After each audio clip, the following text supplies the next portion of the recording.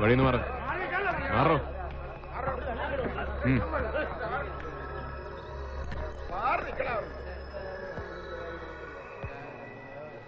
എന്നതാ ഉമ്മച്ചാ പ്രശ്നം?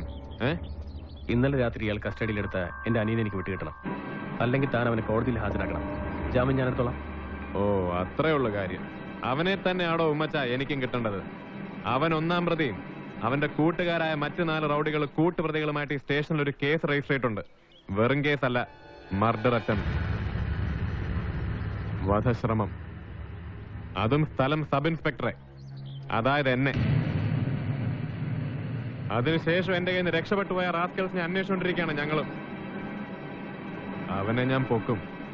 Criminal case പ്രതികളെ ഒളിപ്പിച്ചു എന്ന കുറ്റത്തിന് തന്നെ ഞാൻ അകത്താക്കും. കാണണോ അതെനിക്ക്? സോളമ, എന്റെ അനിയന്റെ ജീവൻ കൊണ്ട് താൻ നാടകം കളിക്കില്ലേ? താൻ ഇന്നലെ രാത്രി അവനെ കസ്റ്റഡിയിലെടുക്കുന്ന അവർ കണ്ടിട്ടുണ്ട്, അവന്റെ കൂട്ടുകാർ. സത്യം പറ സോളമ, താൻ അവനെ എന്ത് ചെയ്തു? എവിടെയെങ്കിലും ഒളിപ്പിച്ചിട്ടുണ്ടോ? അതോ കൊന്നു? എനിക്ക് പറയാനുള്ളത് ഞാൻ പറഞ്ഞു. അവനെ താനിനി ഏത് പാതാളത്ത് കൊണ്ടുപോയി സൂക്ഷിച്ചാലും ഞങ്ങൾ കണ്ടുപിടിച്ചോളും. തൽക്കാലം താൻ പോ. എല്ലാവരും പിരിഞ്ഞു പോണം. സ്റ്റേഷന് മുമ്പിൽ കൂട്ടം കൊണ്ട് നിൽക്കരുത്. പോണം. സോളമ, ഡെന്നീസിനെ കിട്ടിയില്ലെങ്കിൽ ABS കോർപ്പറേഷൻ കൊണ്ട് ഹൈക്കോടതിയും സുപ്രീം കോടതിയും കയറി ഇറങ്ങണമെന്നും ഉമ്മച്ച നിൽക്കത്തില്ല. ഞാനൊന്ന് കൈ പൊക്കിയാണ്ടല്ലോ, ഈ കാണുന്ന ജനം തന്നെ കൊണ്ട് പറയിച്ചോളും ഡെന്നീസ് എവിടെയുണ്ടെന്ന്.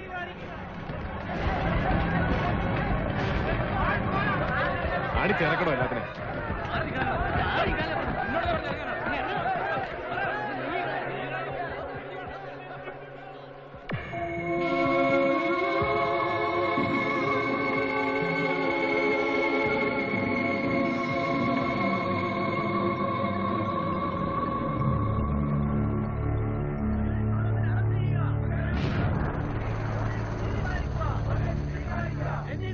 ബഹുജന പ്രക്ഷോഭങ്ങൾക്കും രാഷ്ട്രീയ സമ്മർദ്ദങ്ങൾക്കും ഒടുവിൽ ഒരു പരമ്പരാഗത ഒത്തുതീർപ്പ് ഫോർമുല. ജില്ലാ പോലീസ് സൂപ്രണ്ടിന്റെ വകുപ്പുതല അന്വേഷണത്തിൽ പ്രഥമദൃഷ്ട്യാ കുറ്റക്കാരനെന്ന് കണ്ടെത്തിയ സബ് ഇൻസ്പെക്ടറെ സ്ഥലം മാറ്റാൻ ഉത്തരവാകുന്നു. സർവീസിലെ 9ാം വർഷത്തിൽ 14ാമത്തെ സ്ഥലം മാറ്റത്തിനുള്ള ഉത്തരവും തന്റെ മേലധികാരിയിൽ നിന്ന് വിധേയപൂർവ്വം കൈപ്പറ്റുന്നു സബ് ഇൻസ്പെക്ടർ സോളമൻ.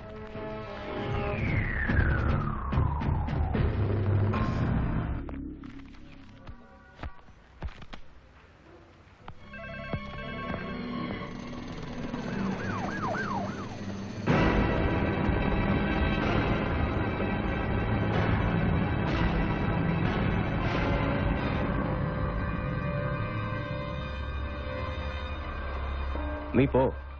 സ്ഥലം മാറ്റം വാങ്ങിയോ? ജോലി വേണ്ടെന്ന് വെച്ചോ? ഈ ലോകത്തിന്റെ ഏത് കോണിൽ പോയാലും നീ വീണ്ടും വരും. ദാ ഇവിടെ എന്റെ കാൽ കീഴിൽ. കൊന്നു കുഴിച്ചിട്ടാലും കത്തിച്ചാമ്പലാക്കിയാലും നിന്റെ കൈകൊണ്ട് എന്നെ മാന്തിയെടുപ്പിക്കും. എന്റെ ടെന്നീസിന്റെ അവശിഷ്ടമെങ്കിലും. ഓർമ്മ വെച്ചോ, ഉമ്മച്ചന പറയുന്നേ. നിന്നെ ഞാൻ വിടില്ലടാ. അതിന്റെ മോനെ.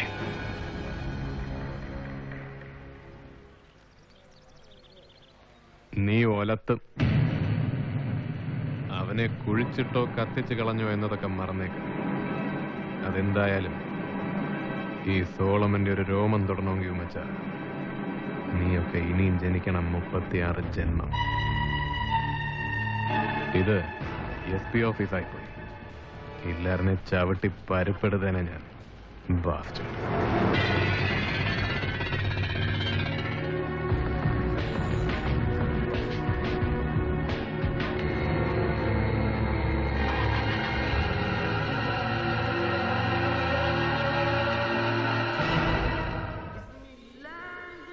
മലയോര മേഖലയുടെ ഹരിതാഭയിൽ നിന്ന് വടക്കേ മലബാറിന്റെ ഊഷരതയിലേക്ക്, കാസർഗോഡ് ജില്ലയിലെ ബദിയടുക്കയിലേക്കായിരുന്നു ഇത്തവണ സോളമന്റെ നിയോഗം.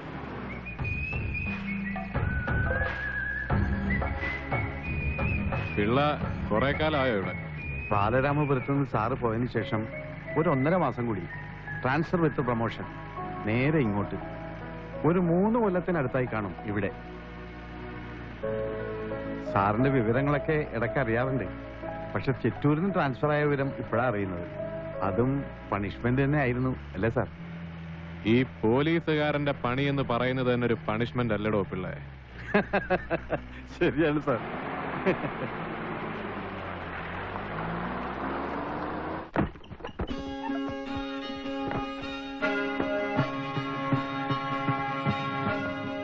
രണ്ടു കൊല്ലമായി കാണും റസാഖ് സാർ ഇവിടുന്ന് പോയിട്ട്. അതിനുശേഷം ആദ്യമായിട്ട് അവർ എസ് ഐ ഇങ്ങോട്ട് പോസ്റ്റ് ചെയ്യുന്നത്. സാറ് വരുന്ന വിവരത്തിന് മെസ്സേജ് കിട്ടിയതന്നെ ഇന്നലെ വൈകിട്ടാ. ഇല്ലെങ്കിൽ ഒന്ന് തൂത്തു തുടച്ചൊക്കെ വെക്കാമായിരുന്നു. ക്വാർട്ടേഴ്സിന് എന്നാ പറ്റി? ഇപ്പൊ വീഴും നാളെ വീഴുമെന്ന പരുവത്തില് 5 കൊല്ലമായി കിടക്കുന്നു. അറ്റകുറ്റ പണിക്ക് വേണ്ടി ലെറ്റർ കുറെ അയച്ചു ഡിപ്പാർട്ട്മെന്റിലേക്ക്. എവിടെ? ഒരു കാര്യം ചെയ്യാം, ഞാൻ പോയിട്ട് സദാശിവനെ ഹബീബിനെ ഇങ്ങോട്ട് വിടാം. അവര് തന്നെ ഒന്ന് തൂത്തു തുടച്ച് വൃത്തിയാക്കി തരും. അതിനെന്നാത്തിനാടോ പിള്ളേ പോലീസുകാര്? ഏതേലും 2 ജോലിക്കാരെ വിളിച്ച് ക്ലീൻ ചെയ്യിപ്പിച്ചാ പോരെ? ജോലിക്കാരെ എവിടെ കിട്ടാനാണ് സാർ? ഈ ബദിയെടുക്കാവുന്ന സ്ഥലം കണ്ടാൽ ഉണങ്ങിയും വരണ്ടൊക്കെ ഇരിക്കുമെങ്കിലും ഇതൊരു മിനി ഗൾഫാ. ആണുങ്ങൾ കൂടുതലും ഗൾഫിലാ. ബാക്കിയുള്ളവരൊക്കെ അറക്കൽ അബൂബക്കർ ഹാജിയുടെ ജോലിക്കാരും. ബദിയെടുക്കൽ ഒരു ഈച്ച പറക്കണമെങ്കിൽ അതിന് ഈ അബൂബക്കർ ഹാജി വിചാരിക്കണം. അതാരായി അറക്കൽ? എന്ത് ഹാജി? അബൂബക്കർ ഹാജി. മൂപ്പരി ഏരിയയിൽ ഒരു നാട്ടുരാജാവാണെന്നൊക്കെ വേണമെങ്കിൽ പറയാം. ഒരു 10-3000 ഏക്കർ കശുവണ്ടി, പിന്നെ മറ്റു പല ബിസിനസ് എന്ന് പറഞ്ഞ മെയിൻ സ്മഗ്ലിംഗാ. ഇപ്പൊ കുറവാ, എന്നാലും സീസണിലൊക്കെ കോടികളുടെ ഇടപാട് നടക്കാറുണ്ടെന്നാ പറയുന്നേ. നമ്മളായിട്ട് അങ്ങനെ ഉടക്കു വെക്കാനൊന്നും പോകാറില്ല. അതുകൊണ്ട് തട്ടുകേടില്ലാതെ ജീവിച്ചു പോവാം. കേസുകളുടെ എണ്ണം കുറവ്, നമുക്ക് തലവേദനയില്ല. അതുപോലെ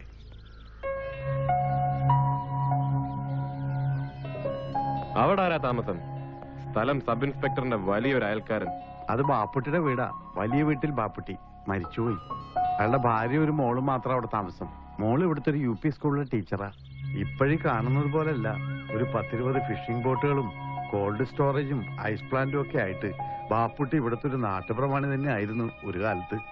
അന്ന് ഈ അബൂബക്കർ ഹാജി വെറും അബൂബക്കറാ. വലിയ വീട്ടിൽ ബാപ്പുട്ടിയുടെ റൈറ്റ് ഹാൻഡ്. അങ്ങനെ ഇരിക്കുമ്പോഴാ മംഗലാപുരം പുറംകടലിൽ വെച്ച് ബാപ്പുട്ടിയുടെ ഫിഷിംഗ് ബോട്ടിൽ നിന്ന് 4-4.5 കോടി രൂപയുടെ സ്മഗ്ലിംഗ് ഗുഡ്സ് കസ്റ്റംസുകാർ പിടിക്കുന്നത്. കൊഫെ പോസയിൽ അകത്ത് പോയേണ്ടി വരുമെന്ന് ഉറപ്പായപ്പോ മൂപ്പരൊരു വിവരക്കേട് ചെയ്തു. സർക്കാർ കണ്ടുകെട്ടാതിരിക്കാൻ സ്വത്തല്ല ഈ അബൂബക്കറിന്റെ പേർക്ക് എഴുതി വെച്ചു. ബാപ്പുട്ടിക്ക് തിരിച്ചു വരുന്നവരെ ഒരു കാവൽ നായെ പോലെ താൻ ഇതൊക്കെ കാത്തു സൂക്ഷിച്ചോളാന്ന് അബൂബക്കർ പറഞ്ഞെന്നാണ് കേൾവി.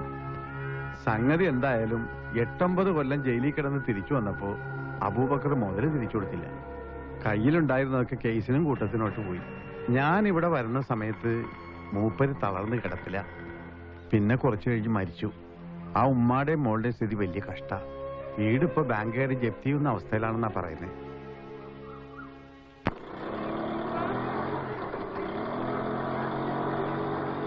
Little cock of golden hue,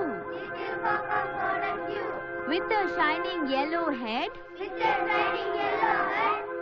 at the music that you make. Hi, ഇതാരാ? ടീച്ചറുടെ കുഞ്ഞാമ്മനെ എപ്പോ വന്നു? ഇപ്പൊ അതല്ല, മോൾ എറണാകുളത്ത് നിന്ന് എപ്പോ വന്നു എന്നാ ടീച്ചർ ചോദിച്ചത്.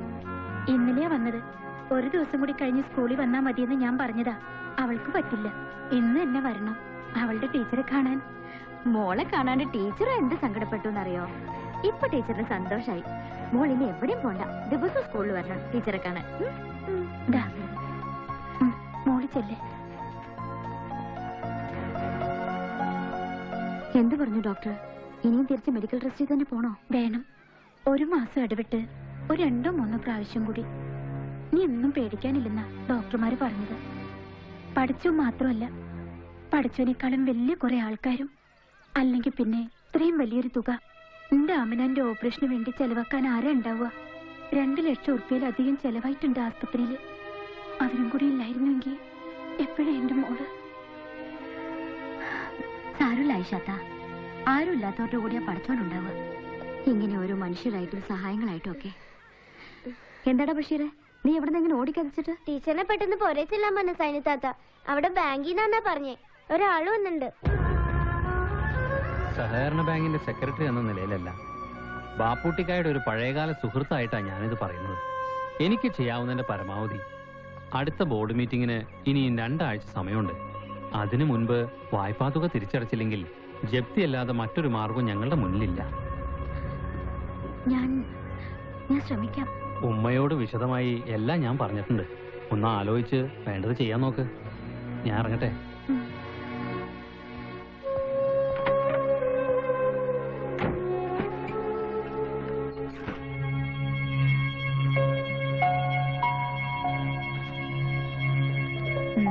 ഉള്ളില്.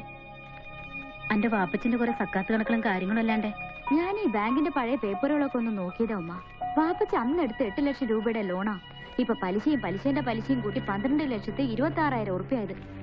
അടുത്ത 2 ആഴ്ച കൊണ്ട് ഇത് തിരിച്ചടച്ചില്ലെങ്കിൽ ജപ്തി അല്ലാതെ മറ്റു വഴിയില്ലെന്നല്ലേ പറഞ്ഞത്. ഇനി 2 ആഴ്ച. പഠിച്ചോ വിചാരിച്ചാ 2 ആഴ്ച വേണ്ട, 2 മിനിറ്റ് മതിയല്ലോ ഉമ്മ കാര്യങ്ങൾ നേരെയാവാൻ.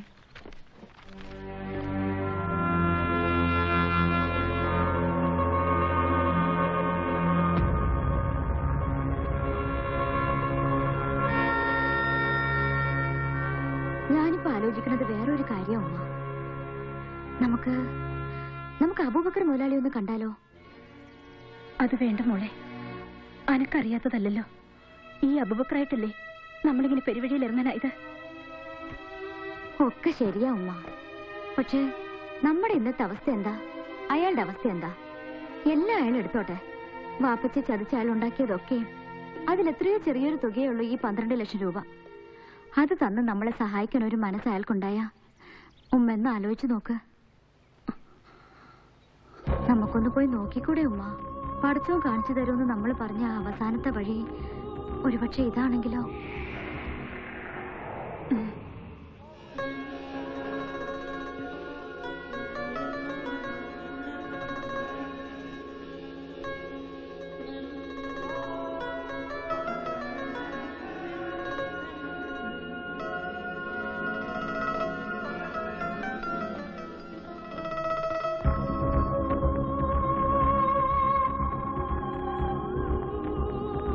സൈൻസല്ലേ? ആ, അബൂബക്കർ മുതലാളിയില്ലേ ഇവിടെ? മുതലാളി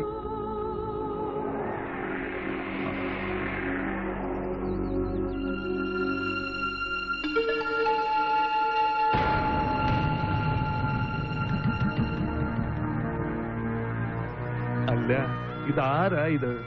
ഇത്താത്ത എന്താ അവിടെ തന്നെ നിന്ന് കളഞ്ഞത്? കയറി വരി. പുറത്ത് കാത്തു നിൽക്കാൻ മാത്രം ഇത് അന്യന്റെ വീടാ? നദിയ, വാമോളെ, ഒന്ന് കണ്ടിട്ടും മിണ്ടിയിട്ടും കാലം എത്രയായി? വരി.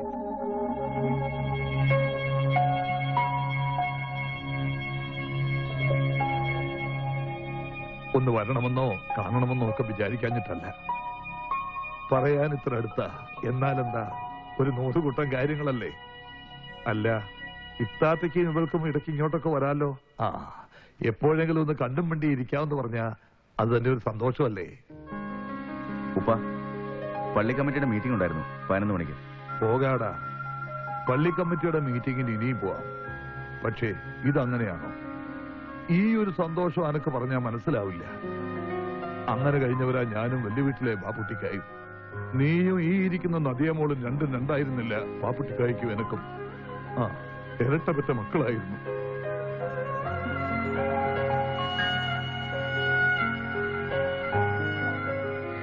പറയണ്ടാന്ന് ഇവിടെ വന്നപ്പോഴും ഞാൻ ആലോചിച്ചതാ. പക്ഷേ ഇപ്പൊ തോന്നുന്നു പറയാതിരുന്ന അതാവും വലിയ തെറ്റെന്ന്. ബാപ്പച്ചി മരിക്കുന്നതിന് മുൻപും അതിനുശേഷം ഉണ്ടായതൊക്കെ അറിയാലോ. അത് പോട്ടെ, ഇപ്പൊ പക്ഷേ തീരെ നിവൃത്തിയില്ലാത്തോണ്ടാ. ബാങ്കുകാർ ഇന്നലെയും വന്നിരുന്നു. വാപ്പച്ചിയുടെ ചികിത്സയ്ക്ക് മറ്റും വേണ്ടി എടുത്ത ലോണാണ്. ഇപ്പോ പലിശയടക്കം 12 ലക്ഷത്തിലധികം രൂപയുണ്ടെന്നാ പറഞ്ഞത്. എന്റെ വാപ്പച്ചി മരിച്ചത് ആ വീട്ടിൽ വെച്ചാണ്. ഞാൻ ജനിച്ചു വളർന്ന വീട്. ആ വീട് ജപ്തി ചെയ്ത് പോവാന്ന് പറഞ്ഞ പഴയ കാര്യങ്ങളൊക്കെ പോട്ടെ അബൂബക്കറെ. അബൂബക്കർ പറഞ്ഞ ആ സ്നേഹം ഓർത്തിട്ടെങ്കിലും എന്തെങ്കിലും ചെയ്യണം. പഴയ കാര്യങ്ങളോ? ഏത് പഴയ കാര്യങ്ങള്? നാട്ടാരങ്ങനെ കഥകൾ പലതും മെനഞ്ഞുണ്ടാക്കിയെന്നുണ്ടാവും. ആ കഥകളൊന്നും ഇപ്പൊ ഇവിടെ വിളമ്പണ്ട. കഷ്ടപ്പാടാണ്, കണ്ണീരാണെന്ന് പറഞ്ഞാൽ അത് മനസ്സിലാവും അറക്കൽ അബൂബക്കർക്ക്. ഇല്ലാത്ത പഴങ്കഥ പറഞ്ഞ് അവകാശം സ്ഥാപിക്കാനാണെങ്കിൽ അതിന്റെ മറുപടി ഇങ്ങനെയല്ല പറയുക. ഇല്ല അബൂബക്കറെ, ഞങ്ങൾ അങ്ങനെ. വേണ്ടുമ്മ, ഞാൻ പറയാം. അബൂബക്കർ മുതലാളി, ഞങ്ങൾ വന്നത് പഴങ്കഥ പറഞ്ഞ് അവകാശം സ്ഥാപിക്കാനല്ല. നിങ്ങളെങ്ങനെ പേടിക്കുന്നുണ്ടാവും. കാരണം ആ പഴങ്കഥ വെറും കഥയല്ല എന്നുള്ള കാര്യം മറ്റാരെക്കാളും അറിയാവുന്നത് നിങ്ങൾക്കാണല്ലോ. എന്നാലും അതിന്റെ പേരിൽ ഒരു അവകാശം ചോദിക്കാൻ വന്നതല്ല ഞാനും എന്റെ ഉമ്മയും. അത് ചോദിക്കാനും സ്ഥാപിക്കാനും ആണെങ്കിൽ അതിനുള്ള വഴി എനിക്കറിയാം. ഞാനത് ചെയ്യും സമയമാകുമ്പോ. ഉമ്മ വാ.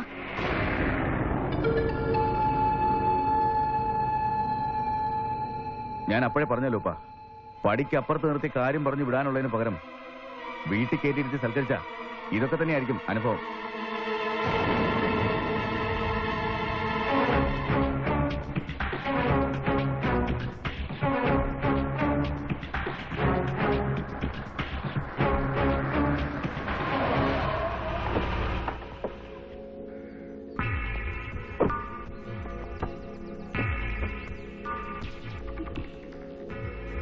വഴിന്ന് മാറും.